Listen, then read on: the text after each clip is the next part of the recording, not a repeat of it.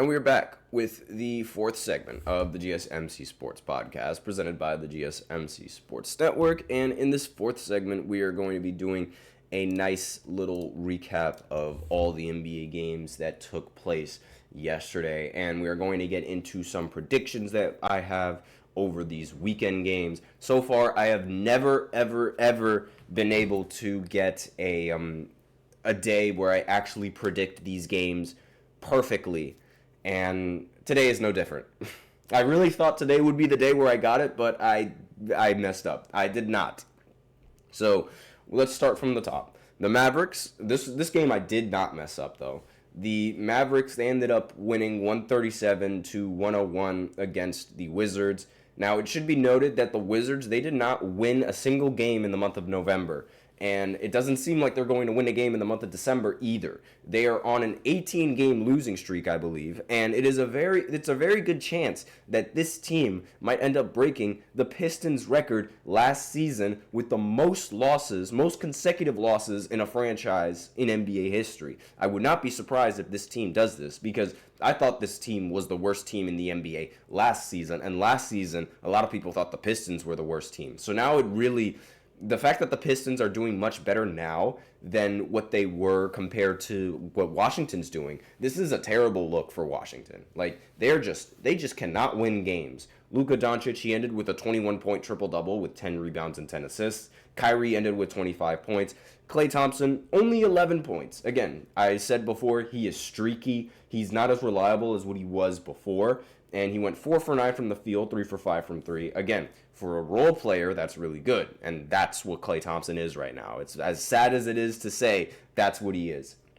And on Washington's side, Jordan Poole was terrible, 11 points in this game, and was 4 for 14 from the field. I mean, I know I'm not the only one who thought that Jordan Poole was going to average 30 points per game now that he has all that money on the team and now that he has the spotlight and no one is really going to be on that team is really good enough to be able to say, give me the ball, Jordan Poole, like how the Golden State Warriors were. And, I mean, I don't know why he hasn't averaged 30 points per game. I don't know why he's playing this bad, but it's really not that good. He is just a shot chucker. And I could go on and on about what I think about Jordan Poole. It's not very... I do not really like his tactics or how he plays the game and how he approaches the game, but that's just me. And the team is really suffering mainly because of his shot selection, like his poor shot selection. And really the only good player on the Wizards last night was Marvin Bagley III. And even then, only 16 points. That's not enough to beat the Dallas Mavericks and their offense. Now, the Knicks... they ended up playing the Hornets, and they ended up blowing them out 125-101. That's another game that I ended up getting right. And fun fact, one of my friends was actually at the game, almost sitting courtside. He got some really good seats, and you could barely see him on Bleacher Report and Overtime's post after Karl Anthony Towns ended up dunking the ball. Like, again, it's very difficult to see him, but I was able to see him. And Mikal Bridges in this game, 19 points and 7 assists. OG Anunoby, 25 points on 40 minutes, just fantastic. And Karl Anthony Towns, 27 and 16. Josh Hart, 18 and 10. Jalen Brunson with 24 points. The starting lineup for the Knicks played phenomenally. There was no LaMelo Ball for the Hornets in this game, but there was Brandon Miller who ended the game with 26 points. But the rest of the team, they just could not keep up with the Knicks in this game. And they shot 38% from 3 compared to the Knicks shooting 54% from 3 and 53% from the field. Again, when a team is shooting that good from 3, it is very, very difficult to beat them. And especially when it's the Knicks playing at home. I mean, I always have this thought process that it's like the Knicks, they're always going to have one of the most difficult times playing in the Garden because everybody who is anybody in the NBA wants to perform in the Garden. And chances are you are going to get the best games, the best away games from NBA legends in the Garden. I mean, Michael Jordan, he was a beast in the Garden. There's legends that literally people talk about his performance in Madison Square Garden like it's legend. Kobe, he dropped like 62 points on the Knicks at one point. I remember James Harden. He was ridiculous in Madison Square Garden as well. Reggie Miller. I don't even have to talk about Reggie Miller. The Knicks fans already know about what Reggie Miller did to them in the Garden. And, it's just the mecca of basketball. Several teams and several players want to play well in there. And now, moving on to Golden State, matching up against Houston. I thought Houston was going to be able to win this game, but apparently the Warriors, they're on a 15-game winning streak against the Houston Rockets. The last time Houston ended up beating Golden State was in 2018, I believe. 2018, 2019. Around that time. They can't win. They cannot beat them. They genuinely cannot beat them. The last time that they did that was when Russell Westbrook was on Houston. And that was a very, very long time ago. I don't know what it is. It's just a bugaboo, but it seems like the Golden State Warriors, they own the Houston Rockets. And they also own them in the playoffs, by the way. Jonathan Kuminga, he ended the game with 33 points. There was no Steph Curry in this game. So this was the perfect time for them to actually beat the Golden State Warriors, and they could not get it done. Andrew Wiggins, 23 points. But meanwhile, on Houston's side, nobody really played that well in this game. Everyone just played bad. Sengun had 16 points on 15 shots. Dylan Brooks had 15 on 13 shots. Jalen Green had 14 on 16 shots. Everyone just shot inconsistent on Houston, and they were terrible. They shot 28% from 3 compared to the Warriors shooting 32% from 3. Not even 28%, 26%, excuse me. Just a bad game from Houston, and a game I thought they were going to be able to win, especially with Steph Curry being out in this game. I don't know. I don't know why they were unable to do that. The Cavs, they ended up beating the Denver Nuggets, and this game, it really showed me that the Denver Nuggets, without Nikola Jokic in the lineup, they are absolutely awful. Jokic ended the game with 27 points, 20 rebounds, and 11 assists, but the rest of the team was more or less non-existent. Michael Porter played pretty well with 24 points. Jamal Murray, 19 points, but again, it wasn't enough to stop the Cleveland Cavaliers, who had 4 players in this game end with 20 points or more. Donovan ended with 28, Garland ended with 24, Evan Mobley ended with 20, and Karis LeVert, coming off the bench, ended with 21. They just completely destroyed the Denver Nuggets, winning 126 to 114. They shot 45% from 3. Meanwhile, the Nuggets shot 25% from 3. Again, those shooting splits are not ideal if you have intentions on winning big games. Just terrible shooting splits. But I expected the Cavs to beat them. The Thunder, they ended up beating the Raptors. Again, another game that I expected to go the Thunder's way. Shai Gilgeous-Alexander had 30 points, because of course he did. Jalen Williams had 20 points. There's still no Chet Holmgren, but that's still no problem, apparently, for the Thunder, as they're the number 1 team in the Western Conference. And then on the Raptors side, Scotty Barnes had 12 points, 12 rebounds, and 8 assists. And RJ Barrett had 17 points and 11 rebounds. Still, 129 to 92 wasn't enough to go up against the Thunder and their high-powered offense. Next, the Grizzlies, they matched up against the Kings. Pretty sure I picked the Grizzlies to win in this one, and they ended up winning. They won 115 to 110. The Kings, they have been looking less than mediocre so far with this team. 26 points came in from DeRozan, 17 points and 13 rebounds came in from Sabonis. De'Aaron Fox had 18 points. And Keegan Murray had 11 points along with 11 rebounds. I don't know what the issue is, but De'Aaron Fox, he shot awful from the field. 0 for 7 from 3, 8 for 23 from the field for only 18 points. And was really the big reason why they ended up losing, aside from Kevin Huerter, who ended the game 30 for 10 from the field and 0 for 6 from 3. The Kings, they shot 22% from 3 as a team. Meanwhile, the Grizzlies shot 34% from 3 as a team. So, really pitiful performance coming in from the Kings in this one.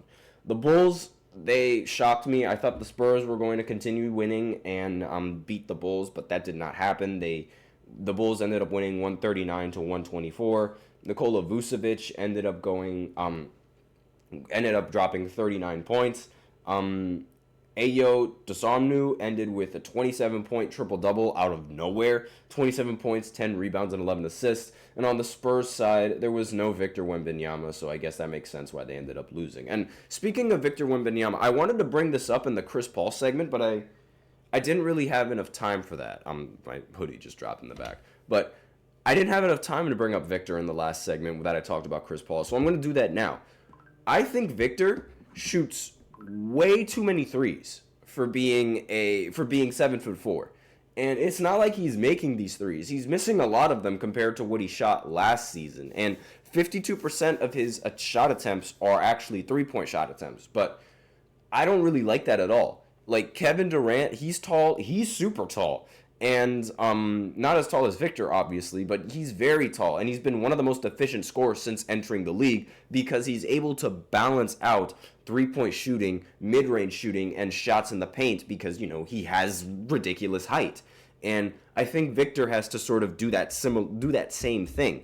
Giannis Antetokounmpo, a guy who's also super tall, a lot of people, they like to criticize him for being a running and dunking player, but he's averaging 30 points per game on 60% shooting, which is fantastic. It works. It's efficient. It works. Victor Wembanyama, he has got to do the same thing, in my opinion. Like, not exactly what they do, but, more or less what they do, because you have to balance out the three-point shooting and every other shot. You are 7'4".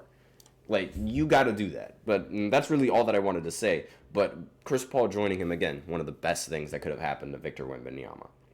And next, we have the Pelicans. They matched up against the Suns. I thought the Suns were going to end up winning this game, but the Pelicans somehow ended up winning 126-124. CJ McCollum ended with 25 points. Brandon Ingram ended with 29, and DeJounte Murray ended with 17. And they all shot really solid from the field when you look at the box scores. And on Phoenix's side, Devin Booker had 28 points. Bradley Beal had 24 points. There was no Kevin Durant in this game, so that's why they ended up losing. Despite Devin Booker dropping 28 points, he did go 6 for 20 from the field, which is awful. And Bradley Beal, he ended up going 10 for 18 from the field, which is good. And was 2 for 7 from 3, which is not all that good, but still 24 points. I mean, and rather solid and efficient shooting from the field. But again, that's 6 for 20 performance from Devin Booker. Definitely the big reason why they ended up losing, as well as Kevin Durant not being on the team. So that's it for the recap. So let's go into predictions. The Lakers, they're going up against the Hawks. I am going to go ahead and pick the Lakers. I know that I picked the Lakers the last few times and they've ended up disappointing me, but I am sticking with the Lakers. Warriors, they're going up against the Timberwolves. Now, I'm going to go on a whim here, and I'm going to say that the Timberwolves are going to end up winning this game.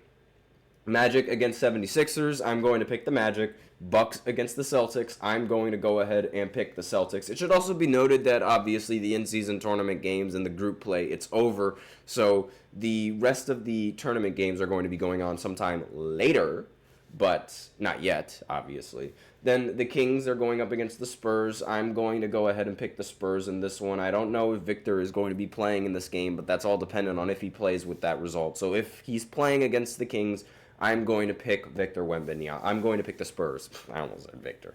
Pacers going up against the Bulls. I'm actually going to go and pick the Pacers in this one. I don't know why. It's just the gut feeling. And then the Trailblazers against the Jazz. I'm going to pick the Blazers in this one. Tomorrow's games. Knicks against Pistons. I'm picking the Knicks. The Mavericks against the Raptors. I'm picking the Mavericks. Cavs against Hornets. I'm picking Cavs. Thunder against Pelicans. I'm picking Thunder. Nuggets against Wizards, I am picking the Nuggets. Suns against Heat, I am picking the Suns. Celtics against the Grizzlies, I am picking the Celtics. And finally, Sunday's games. The Bucks against the Nets. I am going to just go ahead and pick the Nets. I do not trust the Bucks. I picked the Bucks last time and they disappointed me. I do not trust them. No. Timberwolves against Warriors again? Really? They're going back-to-back? What is with this schedule? I am so confused. But yeah, the Timberwolves, they play the Warriors again back-to-back. I think this time the Warriors are going to end up beating them because the Warriors, they're going to figure out what they did wrong in the last game, and then they're going to capitalize on that in this one. The Trailblazers, they're going up against the Lakers. I'm picking the Lakers. The Lakers, they play at home. 76ers, they're going up against the Bulls. I am picking the Bulls. The Hornets are going up against the Pacers. Again? No, it's not. It's not again. Excuse me. I'm going to pick the Pacers in this one against the Hornets because it doesn't really seem like LaMelo Ball is going to be playing. Cavs going up against the Heat, I'm going to pick the Cavs. Nuggets against the Hawks, I am going to pick the Nuggets. Magic against the Sun, that is going to be a very tough one, but I'm going to stick with Phoenix in this one. Spurs against Pelicans, I'm picking the Spurs. Grizzlies against the Wizards, I'm going to pick the Grizzlies. Houston against Clippers, I'm picking Houston, and the Jazz against the Kings, I'm going to pick the Kings. So that's it for the NBA recap. And should we do NFL? Yeah, let's. We'll do NFL in the next segment. Now, the next segment is going to be talking about Joe Burrow and who I think is going to be comeback player of the year. That's what the fifth segment's going to be. So I'll skip the NFL for now. I'll be right back after this short break, so be sure to stay tuned.